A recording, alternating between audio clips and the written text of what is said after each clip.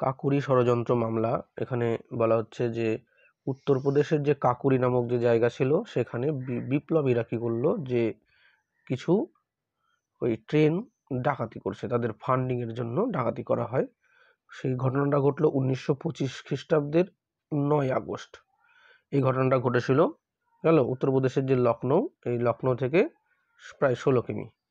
তো এরকম একটা জায়গাতে এই সংগঠনটা কে ছিল? Hindustan Republican association. যে বিপ্লবী বিভিন্ন সংগঠন তো তৈরি হয়েছিল ভারতবর্ষ স্বাধীন করার জন্য, তো সেরকমই একটা বিপ্লবী দল ছিল যার নাম হিন্দুস্তান রিপাবলিকান অ্যাসোসিয়েশন। এর যে সদস্য তারাই কিন্তু এই কাকুরি ষড়যন্ত্র মামলার সাথে যুক্ত, মানে কাকুরি যে ট্রেন ডাকাতি তার সাথে যুক্ত ছিল। তো এই ট্রেন ডাকাতিতে যে বিপ্লবীরা কি করেছিল, ট্রেনকে থামিয়ে গার্ড কেবিন থেকে 8,000 টাকা লুট করেছিল গেল। তো শেষ পর্যন্ত আমরা কি জানি যে ব্রিটিশদের নেটওয়ার্ক অনেক বড় ছিল, তারা গ্রেপ্তার করে নিয়েছিল। তারপরে তাদের এই বিপ্লবীদের বিরুদ্ধে কাকুরি ষড়যন্ত্র মামলা শুরু করে। এই কাকুরি ষড়যন্ত্র মামলার মাধ্যমে আমরা দেখতে পাচ্ছি যে রামপ্রসাদ বিসমিল, আশফাকুল্লাহ খান, ঠাকুর রওশন সিং আর রাজেন্দ্র লাহিড়ী, এই চারজনকে মৃত্যুদণ্ড দেওয়া হয়, মানে ফাঁসি দেওয়া হয়।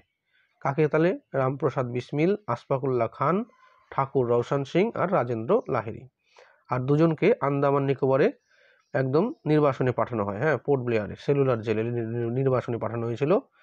তাদের নাম হচ্ছে শচীন্দ্র বক্সী আর শচীন্দ্রনাথ সান্যাল। তো এই হলো কাকুরি ষড়যন্ত্র মামলা। এটা মেন জিনিস পড়তে হবে কবে, যে 1925 সাল। কে যুক্ত ছিল? রামপ্রসাদ বিসমিলের নামটা বেশি আসে পরীক্ষাতে, যে তাকে ফাঁসি দেওয়া হয়। কিন্তু তারপরে আর কে ছিল?